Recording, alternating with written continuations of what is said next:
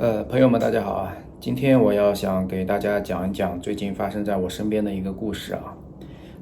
大家可能很久之前有听说过这样的一个词，叫做职业背债人。那所谓的这个职业背债人呢，就是说他其实是没有任何债务的，但是他愿意去帮别人去背这个债。那背完这个债之后呢，当然他是能够获得一定的这个收益啊。那同时呢，他可能背完这个债之后，他可能就进去了，无论是触犯了刑法还是触犯了其他的法律，他可能都要去牢房里面去做一段时间，甚至如果情节非常严重的话，他可能就是把自己的命都给顶掉了。这就是之前可能整个中国社会上很普遍说的、很普遍在传的，就是说有个叫职业背债人这样一个角色。那最近发生在我身上的呢，我把它定义为叫做职业背锅人。那什么叫职业背锅人呢？我今天想从我自身的一个故事来跟大家说一说。事情是这样子的，就是我们集团公司它在7月底的时候发布了一个招聘，就是说我们集团下面有一个兄弟公司，他呢想招聘这么一个角色就是对外去给别人签字的。所谓给别人签字是什么意思呢？就是说我们现在国家很多监管机构对这个企业特别是对外资企业的监管非常的严厉。经常之前可能大家也听到了，就是说很多是动不动就上门来，这个叫什么搜查，对不对？这个就是之前很多外资公司它面临的一个情况。那设立这个职位的目的呢，就是说这个人可能他就要面对这些突击检查，然后呢，针对这些检查可能会有一些整改呀，会有一些报告上的东西需要递送给相关的机构，比如说像这种网信办呀、金融监管局之类的。那这个时候呢，他是需要在这上面去签字的。那万一你做不到或者做不好的时候，你又签了这个字呢，那后果其实是可想而知的。那不但是危及个人的这个职业生涯规划，同时也危及自己的一些金钱的利益。我们知道之前滴滴上市的时候违反了这个网络安全法，那他的这个负责人他就每个人罚了100万块钱，对吧？那其实为什么要说这个事儿呢？其实当时我是第一个知道这个职位的。为什么呢？因为我们内部有一个同事他通知我说我们的兄弟公司他们会有一个这样的职位开出来。那当时这个职位开出来呢，其实我们也不知道他是要去做背锅侠的，只是说这个职位其实和我现在这个职位所从事的事情是很类似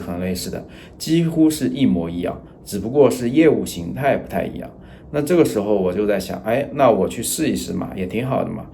如果我能够成功转过去的话，无论是在职位上，在这个薪资水平上都有大幅度的提升。那这个时候我当时就非常兴奋嘛，我觉得这个就可能是为我量身定制的这样一个职位。那我当晚就兴冲冲的把这个我自己的简历写好，然后我自己内部找到了那个发布这个职位的 HR， 也是我们集团公司的 HR， 然后跟他讲了讲我现在做的一些事情。然后呢，后来呢，我就把我的简历给到了我们的 HR 了。给完他之后呢，差不多过了1个多星期的时间吧，然后就约我面试了。那我也在这1个星期的时间里面，也是很认真的去准备这场面试。那当天面试的时候呢，我大概HR 给我们约了差不多1个小时左右的一个面试的时间。但是呢，我的面试过程其实出乎了我的所有的意料。首先呢，2个面试官他们都迟到了。那整个面试过程中呢，满打满算差不多半个小时左右就结束了。而且在面试过程中呢，我本来是准备了很多的材料想展示给他们看，因为我刚刚说了嘛，我们这2个职位其实它的这个工作内容都是很相似的，所以我就把我准备的这个我这2年工作的一些内容想准备给他们看，然后呢想投屏给他们看。但是在面试过程中，人家就很警惕的说不需要看了，这个我都知道。然后呢，大概我就没有把我准备的这么些内容就给他们看。所以当时其实过程中我还是有点奇怪的。那既然说这两个职位都差不多的工作性质和工作内容，那我展示一下我的工作内容，然后展示一下我的工作业绩，那不是正好可以和你发布的这个职位的这个工作内容做一个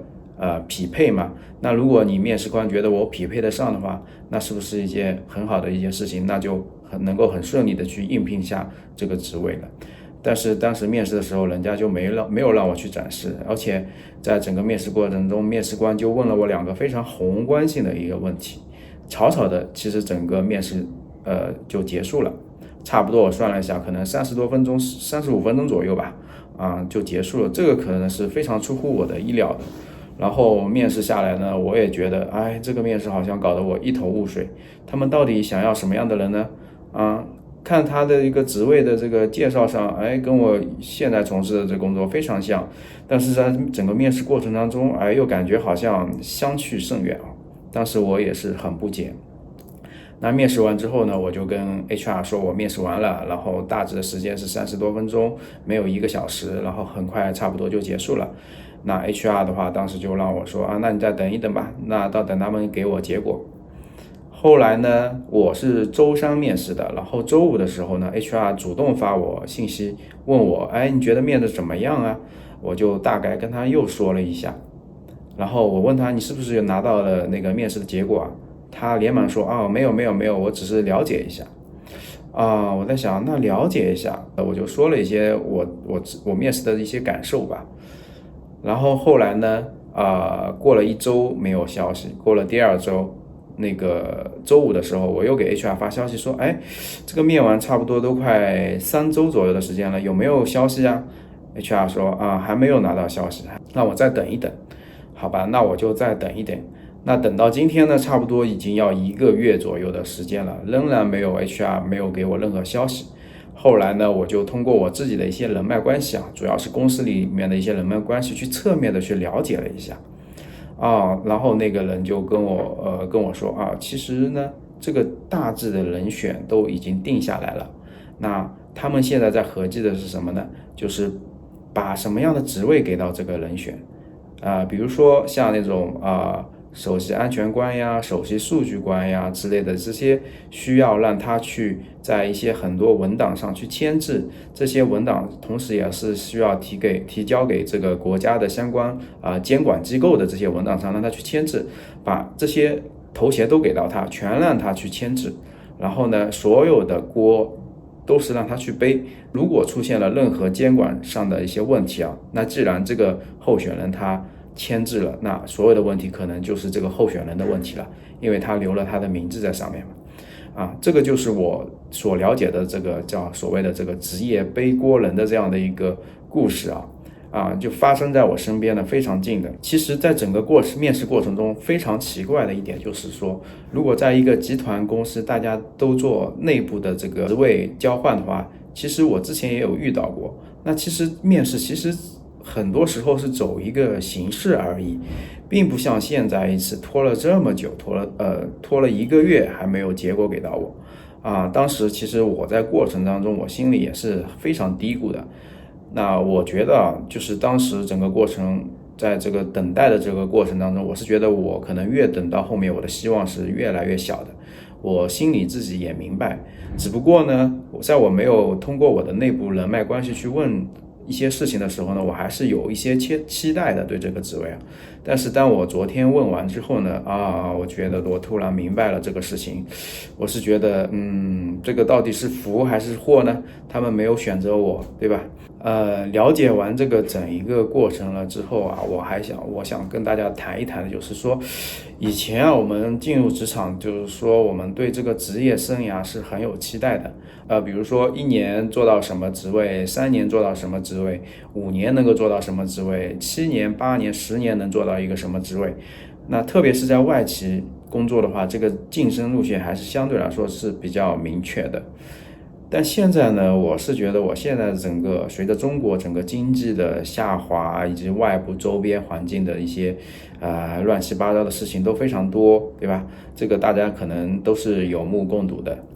那在现在很多人的心态，包括我自己的心态，也是说我在这个职位上我还有多少空间。我现在真的是一点都看不清我多少空间。我顶多我觉得在这个职位上，我现在能够保住这份工作，能够拿到这份工资，已经是非常不错的了。因为刚刚也说到，他们商定的这个候选人啊，我了解到他是已经被裁员的了。他说他能够非常快的到岗。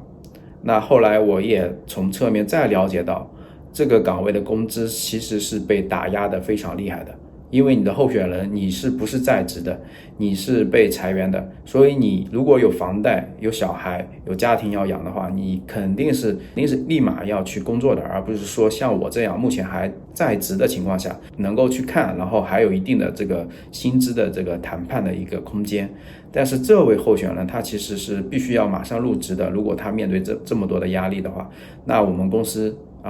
我了解到，就是说也就在打压他的一个薪资水平你看啊，这个公司打压他的工资水平，然后又让他这个背那么大的一个责任所以现在想想，我觉得这个候选人其实也挺可悲的，对吧？这个职位给他的到底是福还是祸呢？这个我觉得都要有待于时间去证明吧。所以呢，现在就感觉大家整个环境这么糟糕的情况下，大家都在保住自身的饭碗呀，没有任何一些职业方面的一些发展空间了这个是最近我也非常的郁闷的一件事情。我觉得我其实工作还算卖力吧，然后在本职工作上也还属于非常专业的，但我感觉我的职业发展空间都已经到头了。我才工作了10年而已那还后面的日子，你看这个又要延迟退休到65岁，那我后面我至少还得我还要工作30年呢。我应该这30年怎么度过呀？难道就是在这个历史的垃圾时间里面去躺平吗？我要躺30年，我哪躺得住所以呢，今天其实想发这个视频给大家说一下这样的一个故事，我心里也是比较郁闷，所以发出来给大家说一说吧。